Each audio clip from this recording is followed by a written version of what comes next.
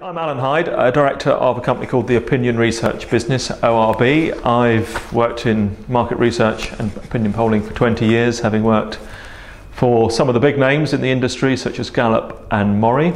And today I'll be talking about the value of opinion polls and whether you should believe them or place any trust in them whatsoever.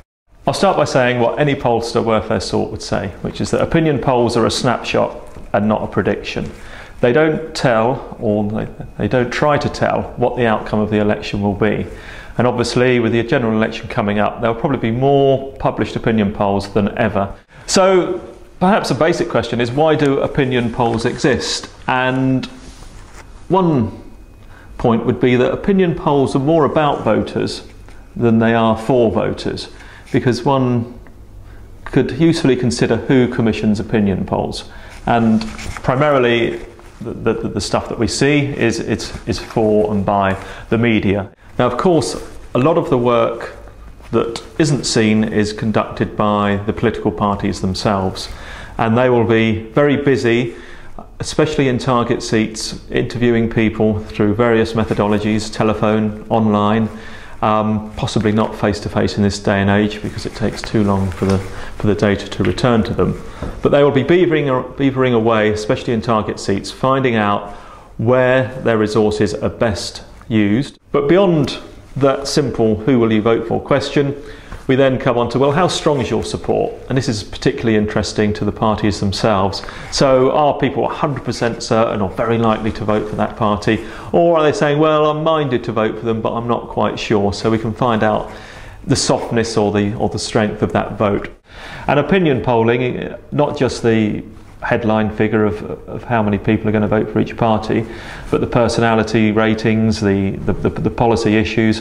It gives you an idea of what other people think. Are your thoughts in step with the majority? Are your views those of a substantial minority? Not that those terms matter very much, but it gives you an idea of where your own thoughts stand. Is it worth voting? As I mentioned earlier, the polls at the moment suggest that the election is potentially going to be quite tight and that no single party will have an overall majority in Parliament.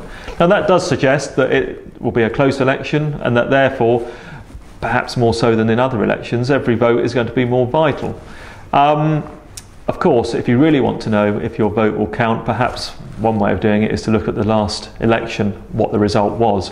The most marginal seat at the last election came down to less than 50 votes. So if you want to know how important your vote is in your local area, perhaps looking at turnout and real results is the best way of doing it.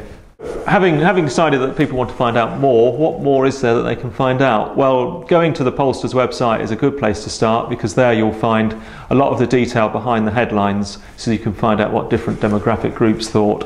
You can find out also perhaps some of the questions that aren't reported because maybe the newspaper or the TV programme didn't have space, but it might tell you what issues people were considering to be important and how the different parties were rated in terms of their policies for different areas. You could use different online tools such as VoteMatch to see, well, what do the parties say on different policies? How closely are they aligned with what I think is going on in the world? And then perhaps just make you consider, just before you go out on polling day, which party is the one that you really should support if you want it to most closely reflect your view of the world.